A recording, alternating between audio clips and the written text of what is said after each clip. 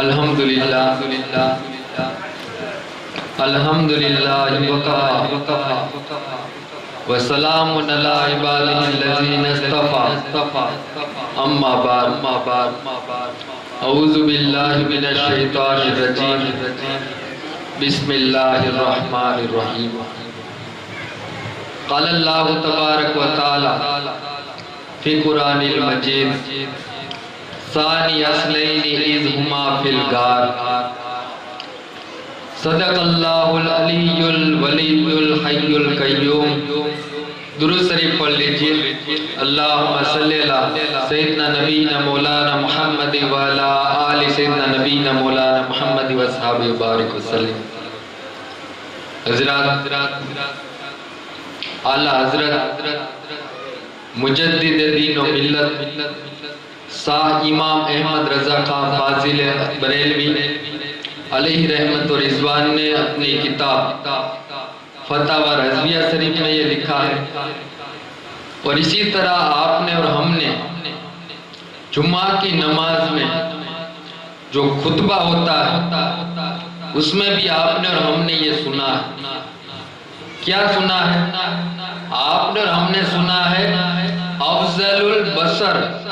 بعد الانبیاء بالتحقیق امیر المومنین ابی بکر صدیق،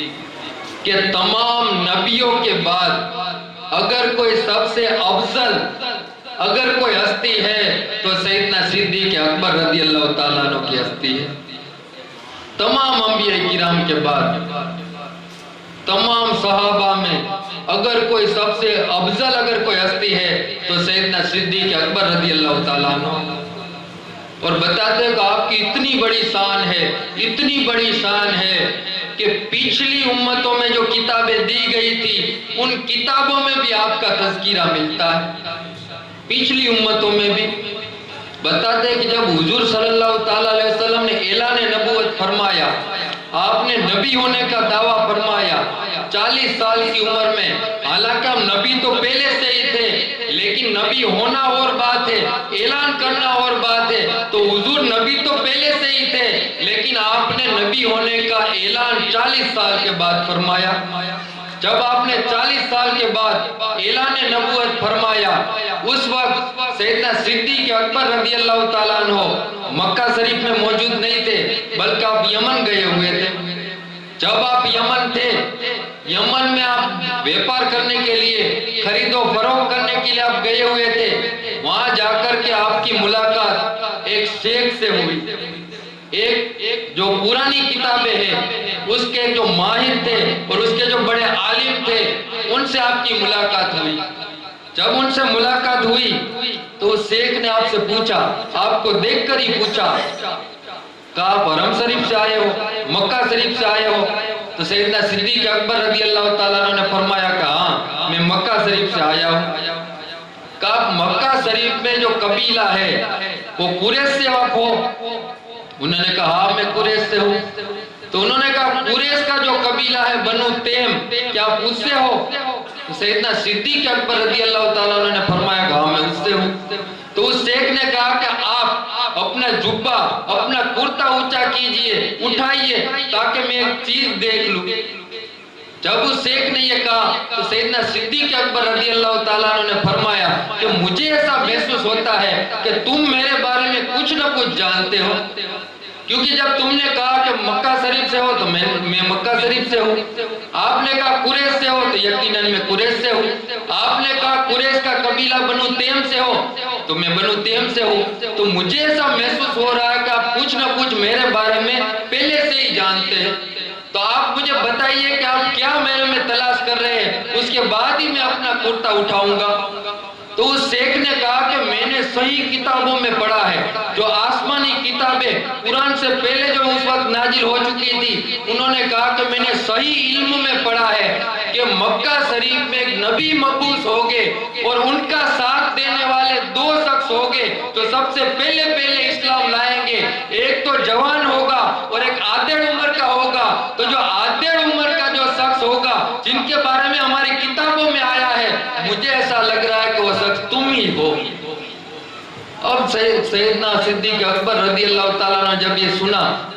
تو انہوں نے کہا دیکھو میں نے تینوں نشانی دیکھ لی، اب دو نشانی اور ہماری کتابوں میں ہے۔ ایک تو یہ کہ آپ کی ران پر ایک نشان ہوگا، لیکن ران پر دیکھنا تو شریعت میں جائز نہیں ہے، لیکن آپ جب کرتا اٹھائیں گے تو آپ کی ناف کے اوپر بھی ایک تیل کا نشان ہوگا۔ میں بس وہیں دیکھنا چاہتا ہوں تاکہ تمام نشانی آپ میں دیکھ لوں۔ اب جب سیدنا صدیق اکبر رضی اللہ تعالیٰ عنہ نے اپنا جب کرتا مبارک اٹھایا تو اس شیخ نے فوراً سے کہا کہ دیکھیے یہ جو آپ کی ناف کے اوپر تیل ہے، اس تیل دیکھنے کی وجہ سے مجھے وہ ساری نشانی آپ میں جمع ہو گئی، آپ میں نے دیکھ لی۔ پھر اس شیخ نے نصیحت کی سیدنا صدیق اکبر رضی اللہ تعالیٰ عنہ کو کہ آپ جب بھی مکہ شریف جائیں اور آپ حضور کے ساتھی بنیں گے تو آپ پوری زندگی حضور صلی اللہ تعالیٰ علیہ وسلم کی خدمت کرنا۔ اب ہوا ایسا کہ پھر آپ کی ملاقات دوسرے سیوک سے بھی ہوئی، دوسرے جو شیخ تھے ان سے بھی ہوئی۔ پھر واپس سے جب آپ مکہ شریف تشریف لانے لگے اس ٹائم پہ اس شیخ سے واپس ملاقات ہوئی۔ اب جب واپس ملاقات ہوئی تو سیدنا صدیق اکبر رضی اللہ تعالیٰ نے پوچھا کہ اب میں جا رہا ہوں اپنے وطن میں، تو آپ کا کوئی پیغام ہے جو میں میرے آقا تک حضور صلی اللہ تعالیٰ علیہ وسلم تک آپ کا کوئی پیغام پہنچا دوں، کوئی پیغام ہے؟ تو اس شیخ نے کہا میں نے حضور صلی اللہ تعالیٰ علیہ وسلم کی شان میں ایک نعت شریف لکھی، تو آپ جب بھی جاؤ مکہ شریف تو میرے یہ نعت شریف لکھی ہے، یہ میری لکھی ہوئی نعت شریف آپ حضور صلی اللہ تعالیٰ علیہ وسلم کو سنا دینا۔ اب انہوں نے وہ پرچہ دے دیا سیدنا صدیق اکبر کے ہاتھ میں۔ اب سیدنا صدیق اکبر رضی اللہ تعالیٰ عنہ جب مکہ شریف واپس آئے، جب گئے تھے تب ماحول اور کچھ تھا، جب واپس آئے تو ماحول بدل چکا تھا، کیونکہ جب گئے تھے تب حضور نے اعلان نبوت نہیں فرمایا تھا، لیکن جب واپس آئے تب تو حضور نے اعلان نبوت فرما دیا تھا، اور یہ ابو جہل اور دوسرے جو کفار قریش تھے وہ سب آپ کے خلاف ہو چکے تھے۔ اب جب واپس آئے سیدنا صدیق اکبر رضی اللہ تعالیٰ عنہ تو ابھی مکہ شریف پہنچے ہی نہیں تھے،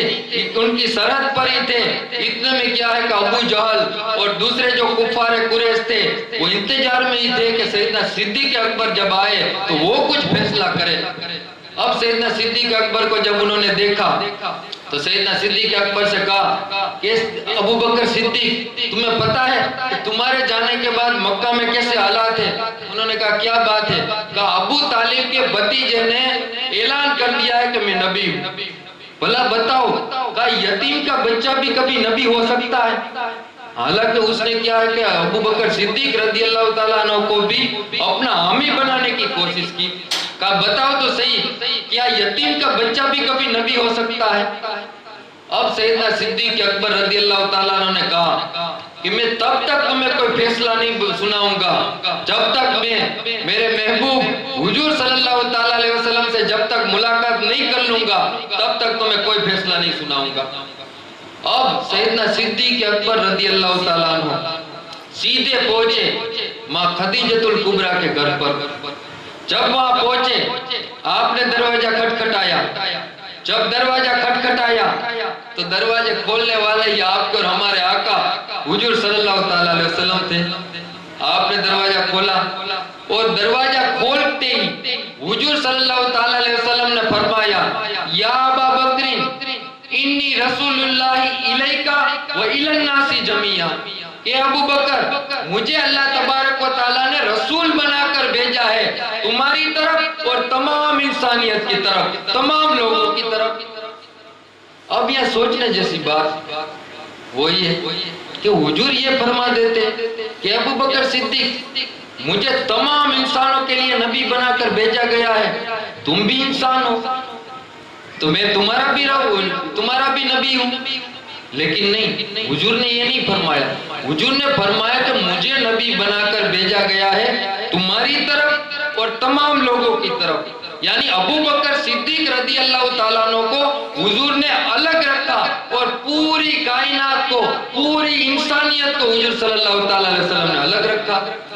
اس کی کیا وجہ تھی؟ اس کی وجہ یہ تھی کہ اس پہلے دن ہی حضور صلی اللہ تعالیٰ علیہ وسلم نے فیصلہ فرما دیا تھا کہ اس پوری انسانیت میں انبیاء کرام کے بعد اگر کوئی افضل ہستی ہے تو سیدنا صدیق اکبر رضی اللہ تعالیٰ عنہ۔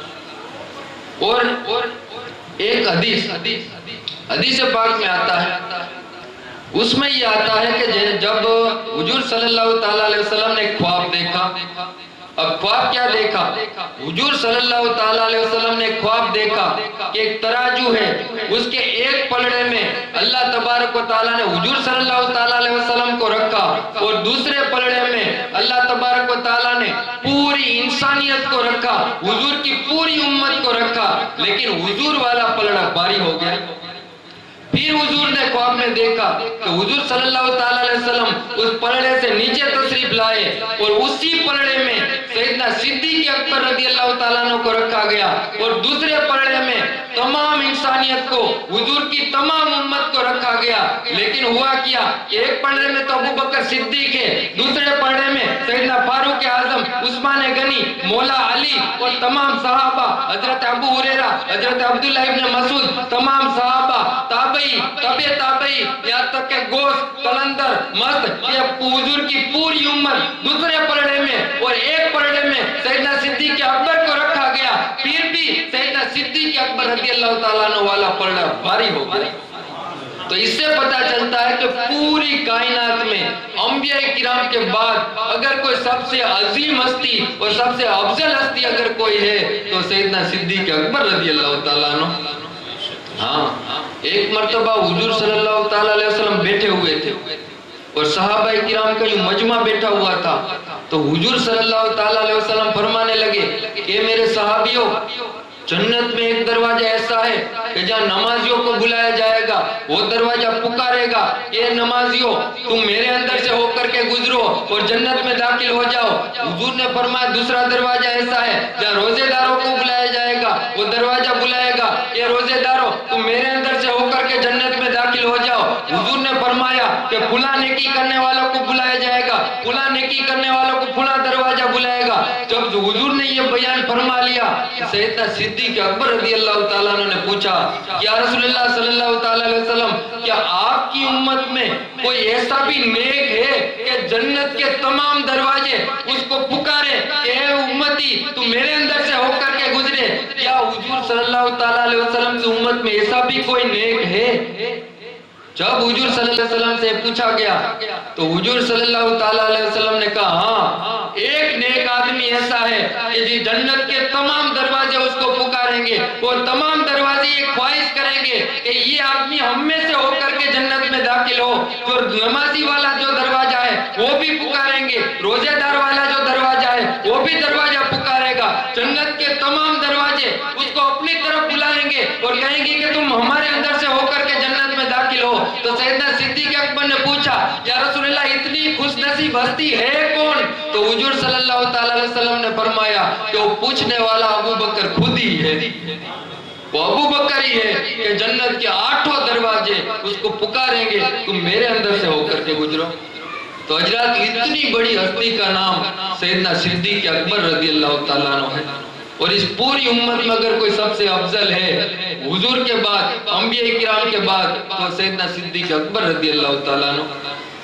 اللہ تبارک و تعالیٰ کی بارگاہ میں دعا ہے کہ اللہ تبارک و تعالیٰ ہمارے بولنے میں اور آپ کے سننے میں جو بھی غلطی ہوئی ہو اپنے کرم سے معاف عطا فرمائے. اللہ تبارک و تعالیٰ ہمیں اسی طرح صحابہ کا، اہل بیت کا، سب کا تذکرہ کرنے کی توفیق عطا فرمائے. وما علینا الا البلاغ برحمتک یا ارحم الراحمین.